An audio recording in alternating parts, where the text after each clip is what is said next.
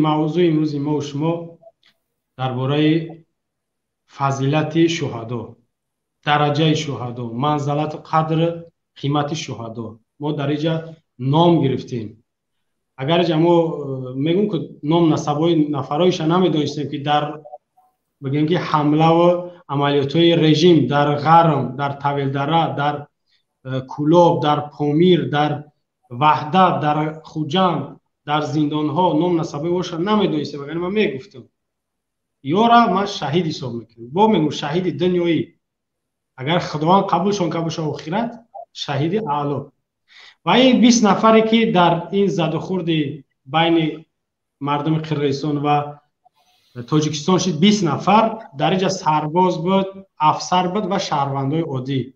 پیشنهاد کردیم که نام نسب اینا دانه دانه در همون مرز، در همون لبی گرانیتسا نوشته شوند، با حرف سرخ شهید نام نسبشون هم نوشته شود که دیگر مردم، دیگر بگیم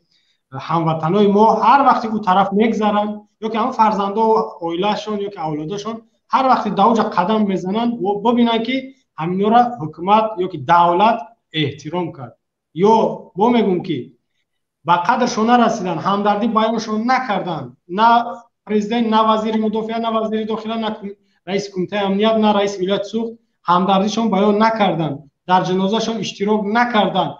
بعدی که ای دنیا رفتن اجازه با موندک زن فرزنداشون، پدر مادراشون باید کمکی همه وقتا، یک وقتا نه همه وقتا برای یا بکنن. دولت یا که حکومت وظیفه جانش که تمام او فرزندو چند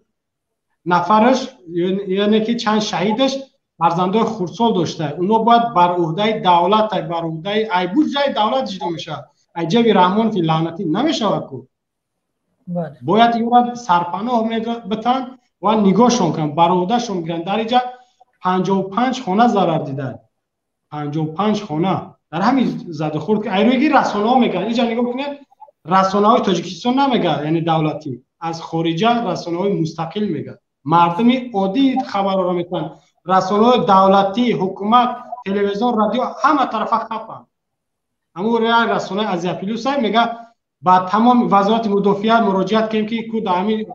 بگیم زد و خورد چند خونه ضرر، چند نفر میگیم مرد، چند نفر دیگر زخمی شد، خبر نمیتن. وزارت داخلش همچنین، کمیته امنیت همچنین. ای چی این مردم میگریزن یا جان دادن یا میدونن خونریزی یا که جان دادن آسان نیست برای هیچ کس، نه برای من نه برای همون 20 نفره. اما وقتی رفتن مردانوار یک غیرت شجاعت قطعی جان دادن، یعنی خودشون قربان کردن، شهید شدن تا اینکه همین مرز یا که همین محله همون منطقه تنج آرام شود، دیگران زندگی کنن، یعنی دشمن نداره. برای چی یارمون ناقدری به احترامی کردیم؟ ولی همون خدمت میگه که روحش از ما راضی نیست، روح اینا از ما راضی نیست. در این قرقیزستان وزارت تندرستیش حسابات میته دانه به دانه که 36 نفر وفات کرد، 134 نفر دیگه زخمی شد. در ما چی؟ 20 نفر وفات کرد، اما دولت نمیگش، حکومت نمیگش، مردم عادی میگه 20 نفر. به حسابی ما شاید زیاد بود. 88 نفر زخمی شد، 55 خانه بگیم که یک آفتی بگیم چی دید، ضرر خسارات دید، خراب شد. اینکه در جنگ بزرگی وطنی 41-45 یا 5 روز بعد میاد 9 می از تاجیکستان به حسابی همین رسانه ها 58,000 بگیم شهروندا با گوی ما را روان کرده گرد. 58,000 در همین 58,000 54 نفرش قهرمان اتحاد شوروی اعلام کرده گرد. شما را میدونید 54 نفرش ای 58,000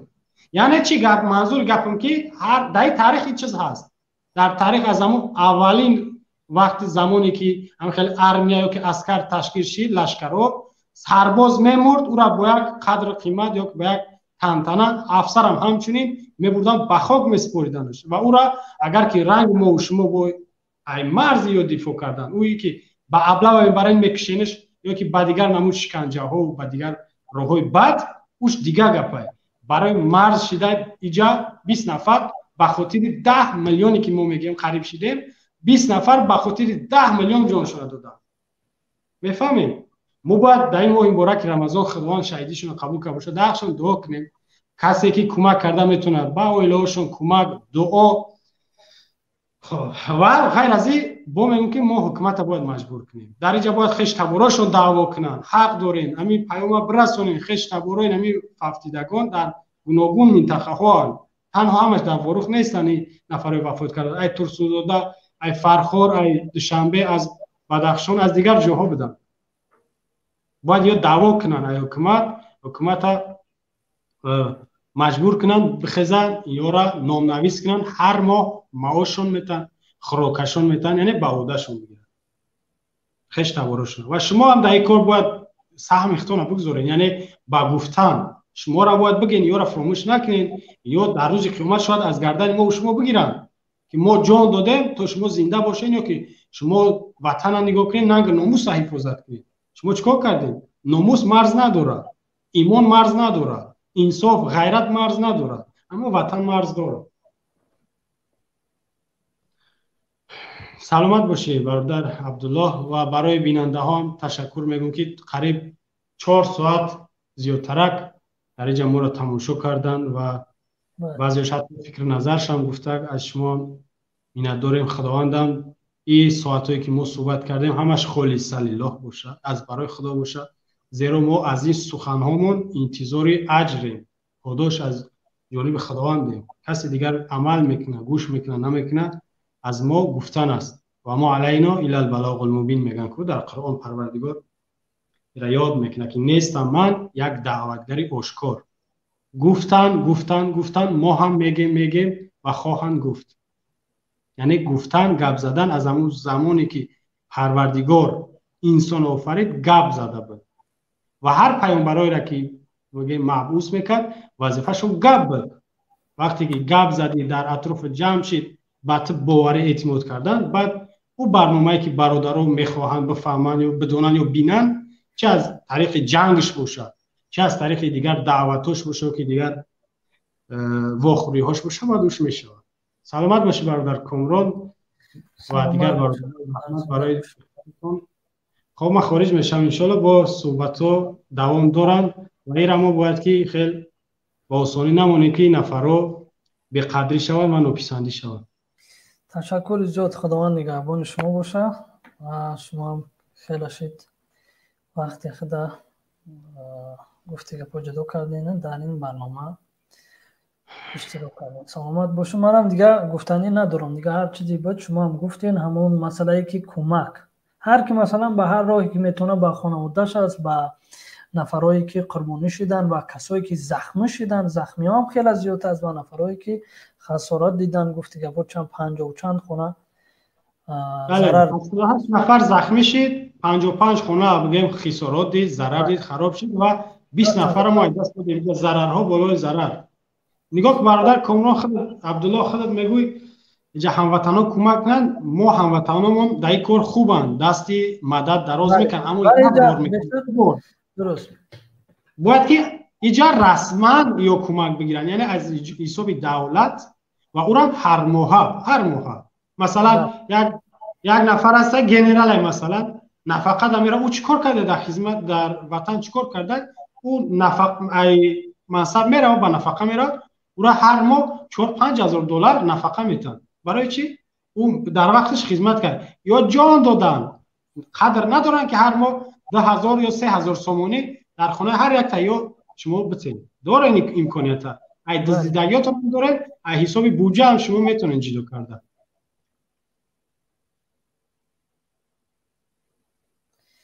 خداوند نگهبان باشه برادر زید و کسایی که تماشا میکردن دیدن و شما هم تشکری میکنیم و خواهش میکنیم در این ماه مبارک دعای در حق شهدا و کسای نزدیکای اونو داره فراموش نکنین و چخیلی که برادر پیشنهاد کند هر کسی هر طوری که میتونه شاید اگر که خواهش داشته باشه کمک کنه و اینم اولا باید حکومت کمک برسونه اگر که حکومت که دیدیم که نکرد باید مجبور کنیم که این کار کنه خب دیگه خداحافظی میکنیم تا برنامه های آینده خدا نگهدار